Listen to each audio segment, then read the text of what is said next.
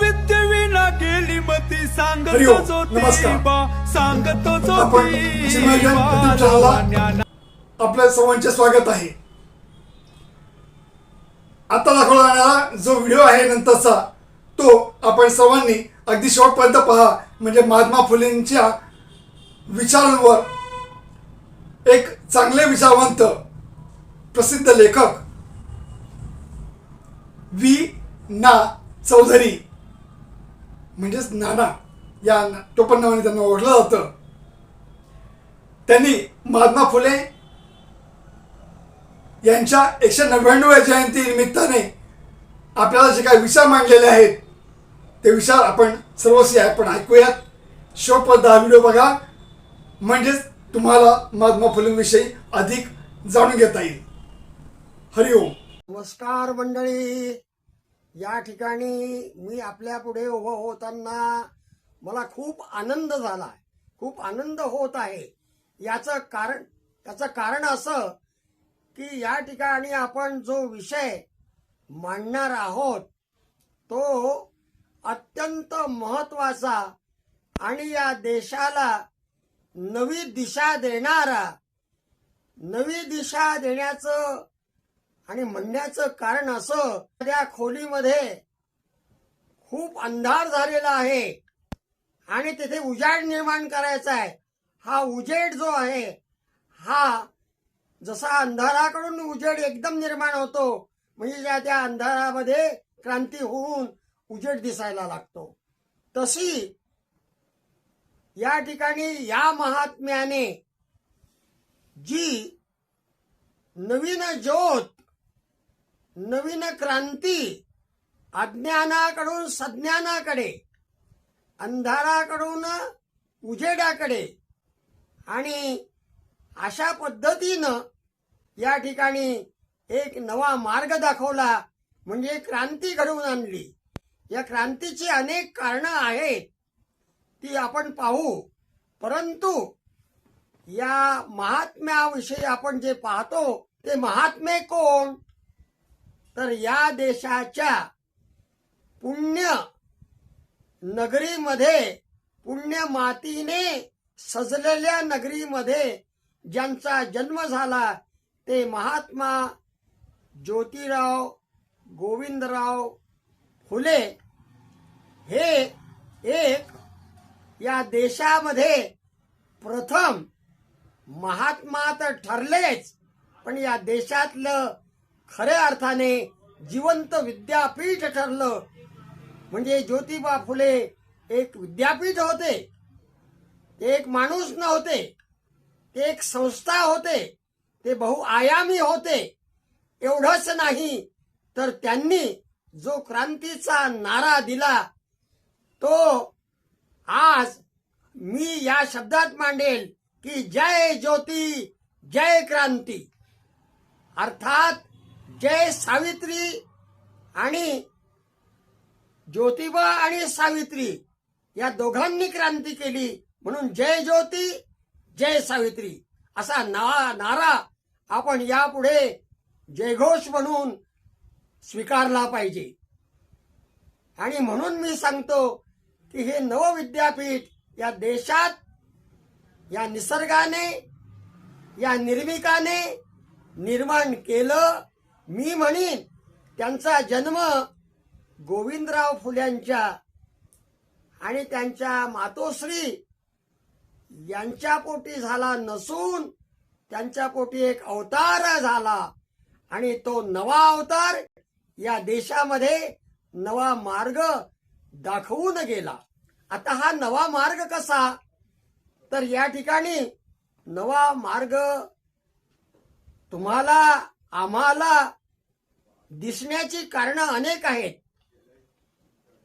ते कसे, तर या देशामध्ये जातपात, लिंगभेद, त्याचबरोबर शिक्षणामध्ये अतताईपणा, तो अतताईपणा कोणाचा, तर अमक्यांनी शिक्षण घेतलं पाहिजे, तमक्यांनी घ्यायला नको आहे, अशा प्रकारच्या शिक्षणातही, जातीपातीतही आणि त्याचबरोबर शेतीसारख्या उद्योगामध्येही, त्याचबरोबर या ठिकाणी कामगारांमध्येही, त्याचबरोबर या ठिकाणी दलितांमध्ये आणि दलितापासून श्रेष्ठ त्या काळात म्हटलेल्या जातीपर्यंत अशा प्रकारे या ठिकाणी ज्या भिंती उभ्या केल्या, म्हणजे या जातीचं किंवा या विचाराचा पगडा पलीकडच्या जातीवर किंवा जिथे पडायचा पाहिजे तिथे पडू द्यायचा नाही, म्हणून या भिंती उभारल्या गेल्या. मग ह्या भिंती पाडण्याचं काम हे महात्मा ज्योतिबा फुले आणि त्यांच्या बरोबर त्यांच्या सुविद्य पत्नी आणि त्या दोघांचं नातं पती पत्नीचं जरी असलं तरी ते कशा प्रकारचं होतं हे आजच्या स्त्री पुरुषांना आदर्शवत होतं की ज्योतिबा सावित्रींच्या कार्याला सन्मानाने वागवायच्या, पाहायच्या. तसंच सावित्रीबाई ज्योतिबांच्या महान कार्याला सन्मानाने, वजनाने या देशासमोर मांडायच्या, उर्धगत करायच्या.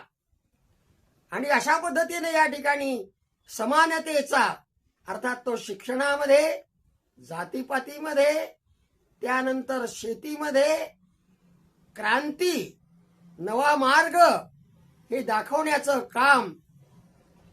उदाहरणार्थ ज्योतिबा फुल्यांना त्यावेळेला त्यांच्या कर्तृत्वाने इंग्रजांकडून जी जमीन मिळाली त्या जमिनीची मशागत, ती मशागत पूर्ण अशी जमीन नव्हती, ती डेझर्टेड होती, ती डोंगराळ होती, ती गवताळ होती.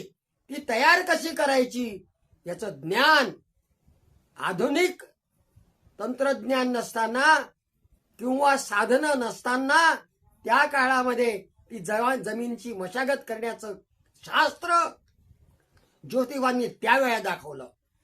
ती कोरडवाहू जमीन पाण्याची कशी होईल या दृष्टीनं त्यांनी अत्यंत सुंदर अशा प्रकारची बाग केली, सुंदर अशा प्रकारची बाग केली. आणि त्या बागेमध्ये इतकी सुंदर फुलं लावली की ती सुंदर फुलं प्रत्येकाला या देशातल्या एक नमुना दाखल पुण्याने दाखवली.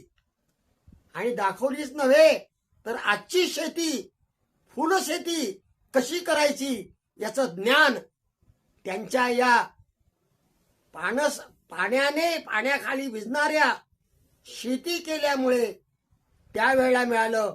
आणि ते आम्हाला आज मार्गदर्शक ठरलं.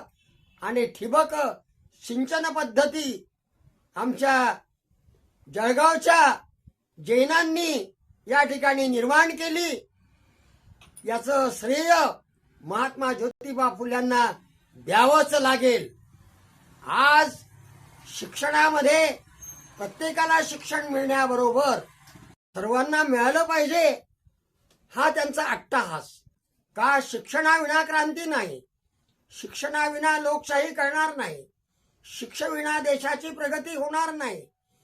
शिक्षणाच्या बाबतीमध्ये त्यांनी शेतकऱ्यांच्या आसूडमध्ये लिहिलेलं आहे की विद्येविना मती गेली, मतीविना नीती गेली, नीतीविना गती गेली आणि गतीविना वित्त गेले.